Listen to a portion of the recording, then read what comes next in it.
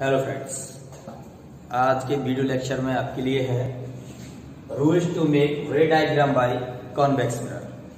Friends, मैं इससे पहले आपको कॉनकेव मिरर्स के रे डायग्राम के जो रूल थे वो मैंने आपको बताए थे और इमेज फॉर्मेशन भी उसका बताया था। अब मैं आपको कॉन्वेक्स मिरर के रे डायग्राम के रूल बताने जा रहा हूं फ्रेंड्स, और इसके जो इसका जो इमेज फॉर्मेशन होता है वो इसके बाद होगा फ्रेंड्स। तो फर्स्ट रूल फ्रेंड्स, सपोज कीजिए कोई रे है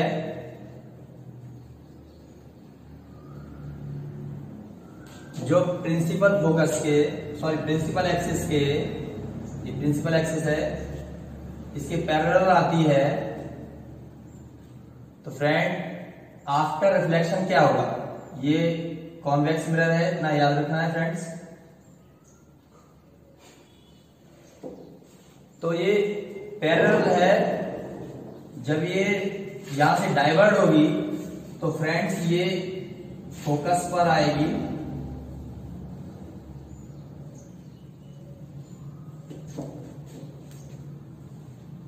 कोई पैरेलल रे जब मिरर पर पड़ेगी कॉन्वेक्स मिरर में, तो वो जब रिफ्लेक्ट होगी तो रिफ्लेक्ट होने के बाद फ्रेंड्स ऐसा लगेगा जैसे वो फोकस से आ रही है। तो ये आपको याद रखना है, ये इंसिडेंट रे है, ये रिफ्लेक्टेड रे है, बट यहां से ऐसा लगेगा ये फोकस से आ रही है। यही इसका रूल है। कोई भी रे जो प्रिंसिपल एक्सिस के पैरेलल आएगी वो रिफ्लेक्ट होने के बाद ऐसा लगेगा जैसे फोकस से आ रही है, चाहे वो ऊपर हो या नीचे हो फ्रेंड्स। कोई भी एक रे से हम ये पता लगा सकते हैं।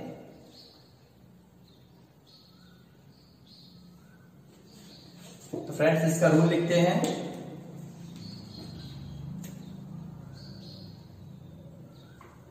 और ray parallel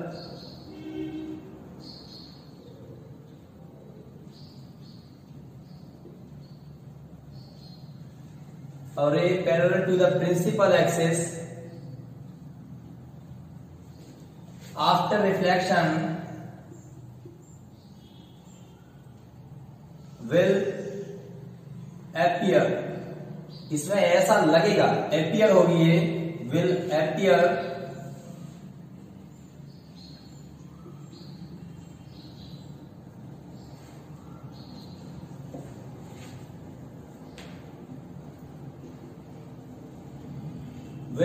to diverge from principal focus। हम ऐसा भी लिख सकते हैं, इन केस ऑफ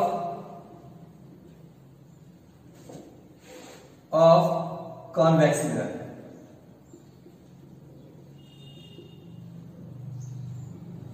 फ्रेंड्स, ये हमारा फर्स्ट रूल कंप्लीट हुआ। और ray parallel to the principal axis, ये रे ली थी हमने जो पैरेलल थी, will appear to diverge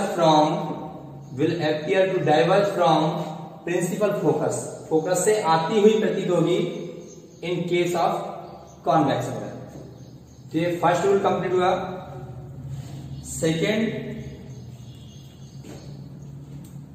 second rule में हम सपोज करते हैं फ्रेंड्स, कोई रे है जो फोकस की ओर जा रही है।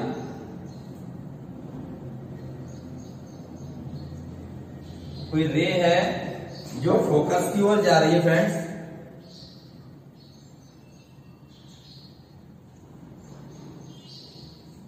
और ये मिरर पर जब स्ट्राइक करेगी तो रिफ्लेक्ट होकर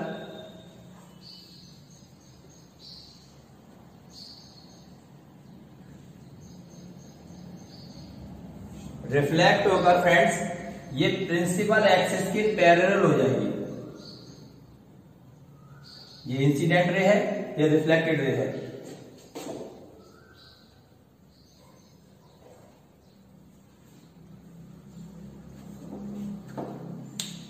कोई भी रे जो फोकस की ओर आएगी तो वो प्रिंसिपल एक्सिस के पैरेलल हो जाएगी फ्रेंड्स, ये याद रखना।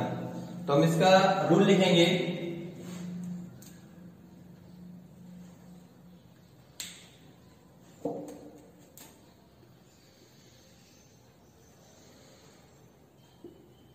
a ray which is directed towards the principal focus after reflection। हम ये भी लिख सकते हैं, after reflection will become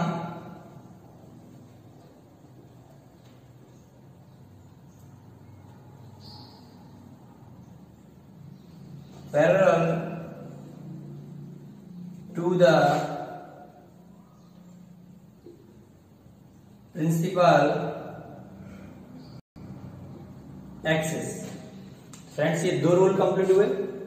अब मैं आपको थर्ड रूल बता रहा हूं। फ्रेंड्स अब मैं आपको थर्ड रूल बताने जा रहा हूं।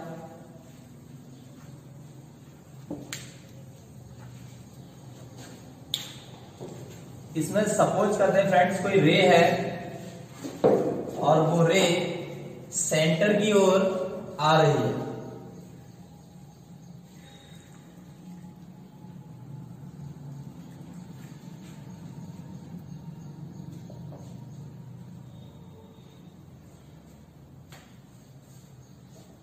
ये एक रे है जो कॉन्वेक्स मिरर में सेंटर की ओर आ रही है।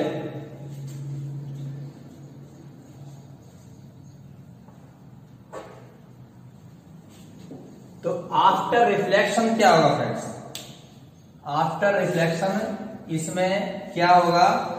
तो फ्रेंड्स याद रखिए, कोई भी रे अगर सेंटर की ओर आती है तो वो उस पर नॉर्मल होती है, और नॉर्मल होगी तो यहां पर जो एंगल बनेगा वो 0 होगा, और ये reflect back on same path, ये सेम पाथ पर वापस हो जाएगी फ्रेंड्स, ये याद रखिए। कोई भी रे अगर सेंटर पर आती है तो वो वापस उसी पाथ पर हो जाएगी और यहां पर 0 एंगल बनाएगी फ्रेंड्स, ये आपको याद रखना है। और फ्रेंड्स मैं आपको बता दूं, सारे वीडियो सीक्वेंस में है, आप शुरुआत से देखेंगे तो आपको समझ में आएंगे। मैंने सबसे पहले इसमें रिफ्लेक्शन के जो रूल बताए थे वो रूल हर जगह फॉलो कर रहे, तो आपको शुरुआत से जिस प्रकार की हमें अगर ओलम नहीं आती तो किताब सीखने का कोई मतलब नहीं है, तो वैसे ही हमें शुरुआत से सीक्वेंस में देखना चाहिए, तो हमें वो एक एक करके सारी चीजें समझ में आती जाती हैं। तो फ्रेंड्स ये आप समझ लीजिए कि इसको अगर कोई भी रे है कहीं से भी आती है, अगर हम इसे भी रे मान लें, देखो ये बिल बैक उसी सेम पाथ पर वापस आएगी, कहीं से भी हम सेंटर पर कोई भी रे डालेंगे तो वो ऐसा इसलिए होता है क्योंकि ये इस पर नॉर्मल बनती है, और नॉर्मल बनेगा तो रिफ्लेक्शन के रूप में मैंने बताया था आपको, कोई भी रे अगर नॉर्मल पे आएगी तो वो एंगल क्या बनेगा उसका, ना इंसिडेंट एंगल होगा ना रिफ्लेक्शन एंगल होगा, तो 0 एंगल होने के कारण ये सेम उसी पाथ पर वापस चली जाती है फ्रेंड्स। ये चीज आपको समझ में आई होगी आई होप। अब हम इसको रूल के रूप में लिखते हैं। देखिए फ्रेंड्स, डायग्राम को याद रखेंगे तो रूल लिखना वेरी इजी होता है।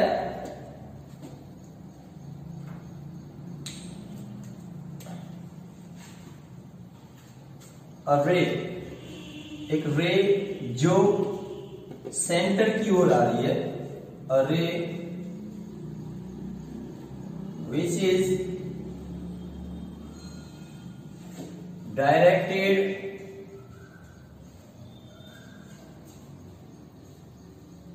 Towards the sea. हमें सेंटर ऑफ कर्वेचर भी लिख सकते हैं, सेंटर ऑफ कर्वेचर लिखेंगे तब भी ये बड़ा हो जाएगा, और सी भी लिख सकते हैं। तो ray which is directed towards the C after reflection, या लिख भी सकते हैं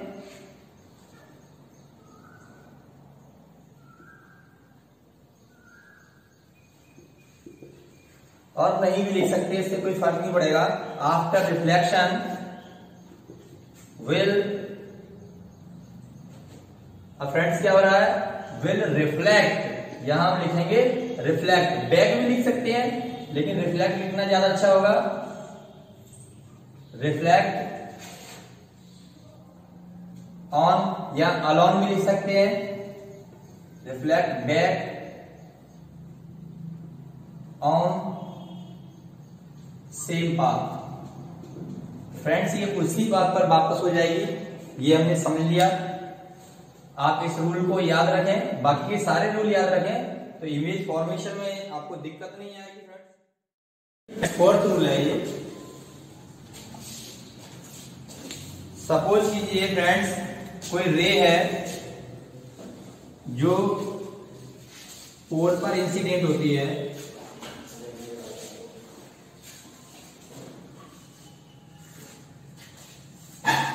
कोई रे है जो पोल पर इंसिडेंट होती है फ्रेंड्स, तो आफ्टर रिफ्लेक्शन इसका क्या होगा?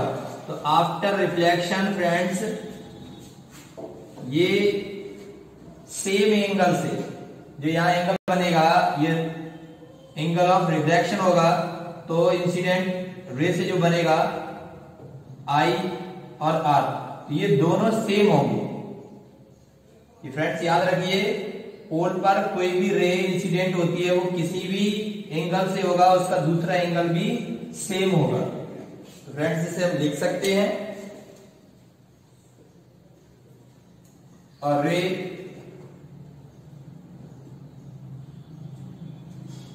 Incident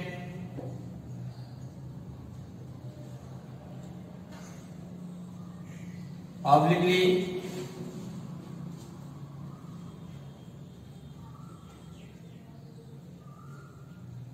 on the pole, to the pole भी लिख सकते हैं, on the pole obliquely तिरछी, on the pole will make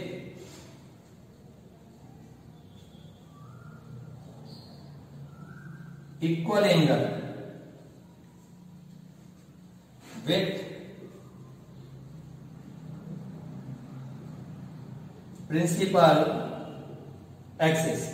friends ये हमारा फोर्थ रूल भी कंप्लीट हुआ। हम यहाँ ऐसा भी लिख सकते हैं, will follow the rule of the reflection.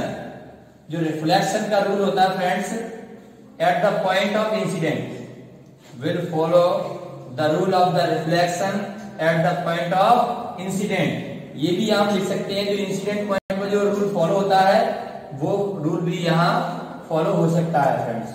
तो ये हमारे फोर्थ रूल कंप्लीट हुए। अब मैं आपको इमेज फॉर्मेशन के रूल बताऊंगा फ्रेंड्स। मैं आपको बताने जा रहा हूं image formation by convex mirror.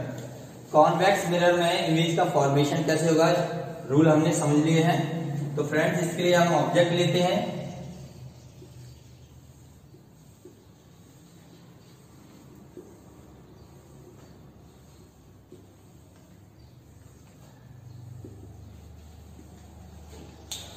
When object at infinity। Friends object जब इन्फिनिटी पर यानी अनंत पर होगा तो इमेज फॉर्मेशन कहां होगा? तो हम ये देख लेते हैं कि जब भी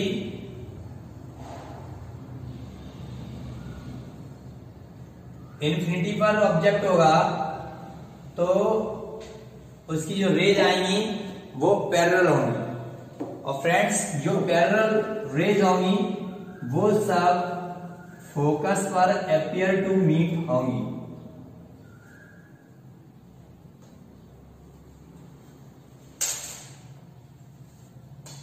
ये याद रखना है आपको कि जो भी रे होंगी वो फोकस पर यानी जो डाइवर्ज होंगी, जब ये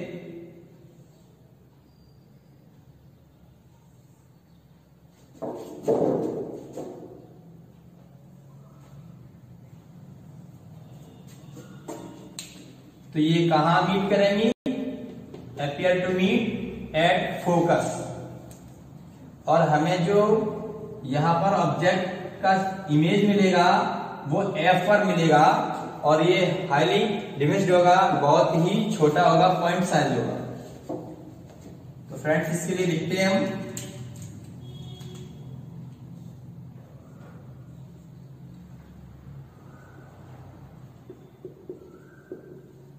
पोजीशन क्या होगी, नेचर क्या होगा, एंड साइज क्या होगा। तो फ्रेंड्स देखिए इसमें जैसा कि समझ में आ रहा है पोजीशन कहां होगी? एट एफ, फोकस पर होगी। नेचर कैसा होगा? ये इरेक्ट होगा एंड वर्चुअल होगा, आभासी होगी। जो हमारी इमेज मिलेगी वो हमें आभासी मिलेगी और कैसी होगी? इरेक्ट, सीधी होगी, और ये बिहाइंड मिरर होगी।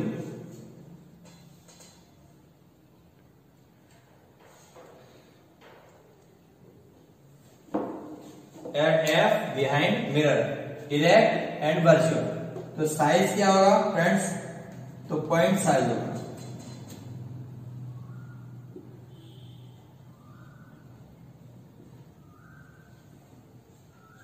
पॉइंट साइज, हाईली डिमिनिश्ड लिख सकते हैं और पॉइंट साइज से लिखेंगे। फ्रेंड्स ये हमारा फर्स्ट टर्म्स इसका कंप्लीट हुआ। सेकंड में फ्रेंड्स हम क्या रखते हैं?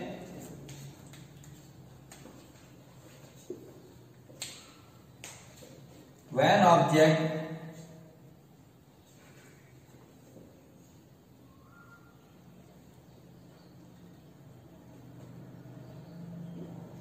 object between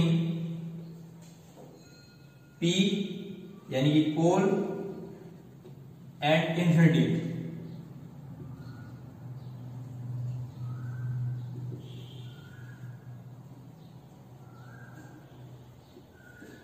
तो जब ऑब्जेक्ट हमारा when object between infinity and pole, तो इंफिनिटी या पोल के बिटवीन कहीं भी ये हो सकता है, तो हम ऑब्जेक्ट को यहां लेते हैं।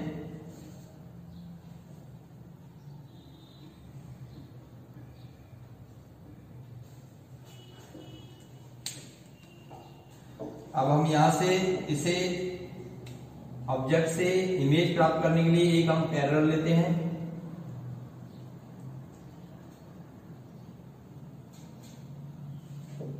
जैसा कि आफ्टर रिफ्लेक्शन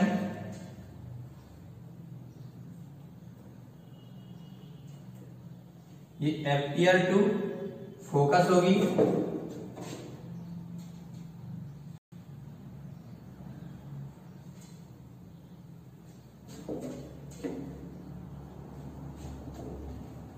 सेकेंड रे हम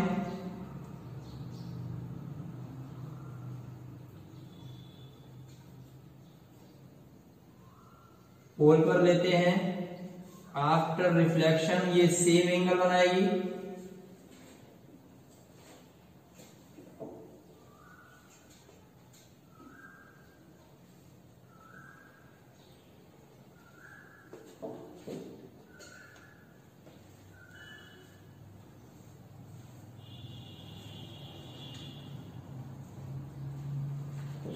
तो हमें ऑब्जेक्ट कहां प्राप्त होगा? इस जगह पर। फ्रेंड्स हमने ऑब्जेक्ट बनाने के लिए दो रे की आवश्यकता होती है कम से कम, तो हमने दो रे से यहां ऑब्जेक्ट प्राप्त किया। ये ऑब्जेक्ट बिहाइंड मिरर होगा, तो हम इसके लिए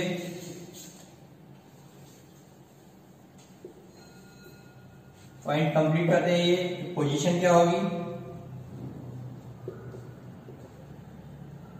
नेचर क्या होगा? एंड साइज क्या होगा?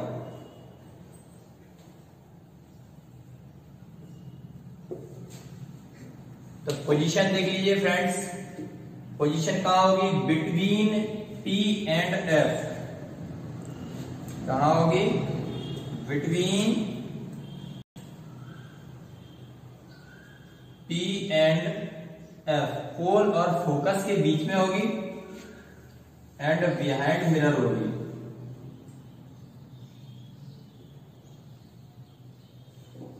एंड फ्रेंड नेचर जो होगा वो सीधी होगी। देखिए जैसा कि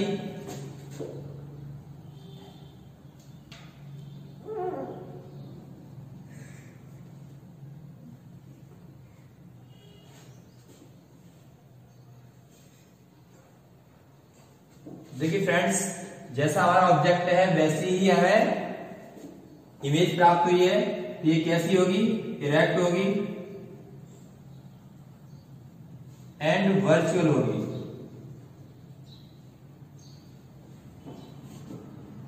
इरेक्ट एंड वर्चुअल। और साइज क्या होगा?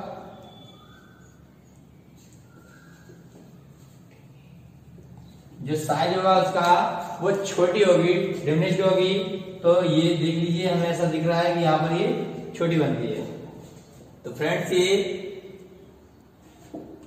दो जगह ऑब्जेक्ट हो सकता है कॉन्वेक्स मिरर में। हम इसे कहीं भी आगे पीछे कर सकते हैं, वैसा ही इमेज में थोड़ा सा फर्क पड़ेगा, और एक इन्फिनिटी पर ले सकते हैं। तो ये दोनों रूल हमारे कंप्लीट हुए फ्रेंड्स। अब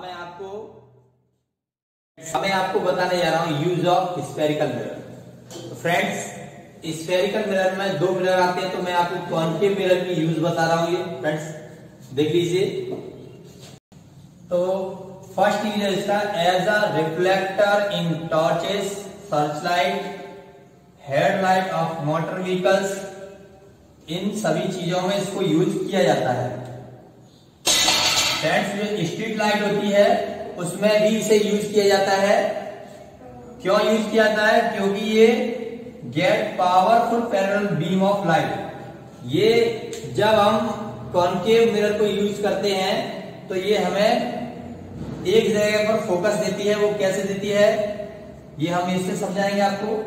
फ्रेंड्स, आपने टॉर्च देखी होगी छोटी वाली, या हमारी जो मोटरसाइकिल होती है या 4 व्हीलर होती है, उसमें जो लाइट होती है उसमें अंदर की ओर जो एक कटोरी टाइप की या ऐसे कहें एक मिरर लगा रहता है अंदर। तो उस मिरर में क्या है फ्रेंड्स, आप उसको देख सकते हैं कि इसमें जो बल्ब होता है वो थोड़ा सा आगे की ओर होता है। ये आगे रखने का बल्ब का कारण ये कि ये at a point of focus होता है। ये इतनी दूरी पर लगा रहता है कि इस मिरर के फोकस पर होता है। फोकस पर होने की वजह से क्या होता है फ्रेंड्स, कि जो लाइट सामने है वो तो सामने है, मिल ही रही है। जो लाइट इस साइड है वो भी फोकस पर होने के कारण पैरेलल हो जाती है। जैसा कि रूल में मैंने बताया था, कोई भी रे फोकस से जब चलेगी तो वो मिरर से क्या हो जाएगी? पैरेलल। तो पैरेलल होने के कारण ये सभी हमें एक बीम के रूप में मिलती हैं। तो फ्रेंड्स, आप समझ सकते हैं कि जैसा कि आपने सर्च लाइट में देखा होगा, या हम जो टॉर्च यूज करते हैं वो एक फोकस उसका घुमाते हैं ऐसे प्याली आगे से, तो एक फोकस पर एक पॉइंट पर जाके हमें पैरेलल बीम देती है। अगर हम उस प्याली को निकाल देंगे तो क्या होगा फ्रेंड्स, बल्ब जो होगा वो चारों साइड प्रकाश देगा और वो हमें एक पॉइंट पर नहीं दे पाएगा। जब हम उसमें प्याली यूज करते हैं वो क्या है? एक मिरर है। ऐसे ही हमारी गाड़ियों में भी मिरर होता है अंदर, तो वो मिरर एक जगह पर, इसीलिए गाड़ी का फॉक्स एक जगह पर पड़ता है तो हमें ज्यादा दिखाई देता है। तो ये इतनी जगह पर इनका यूज करते हैं, ये याद रखेंगे फ्रेंड्स। सेकंड है as a doctor's head mirror. Doctors जो हेड मिरर यूज करते हैं, आप कभी गले वगैरह के लिए दिखाने गए हो तो वो यहाँ पर एक मिरर टाइप का लगा लेते हैं। तो वो इसलिए लगाते हैं ताकि उस पर पड़ने वाले प्रकाश की जो किरणें हैं वो बीम आपके बॉडी पार्ट्स पर, जैसे आंख है, नाक है, गला है, कान है, इनमें उनको साफ, डॉक्टर्स को क्या साफ दिखे, मतलब सीधा दिखे, तो इसलिए वो क्या यूज करते हैं? कॉन्केव मिरर यूज करते हैं। Third, as a saving mirror. जो हम सेविंग करते हैं वो मिरर भी कॉन्केव मिरर होता है और मेकअप मिरर भी कॉन्केव मिरर होता है। Fourth friends, used in solar cookers. जो सोलर कुकर है उसमें गर्मी प्राप्त करने के लिए, हीट प्राप्त करने के लिए हम कॉन्केव मिरर यूज करते हैं।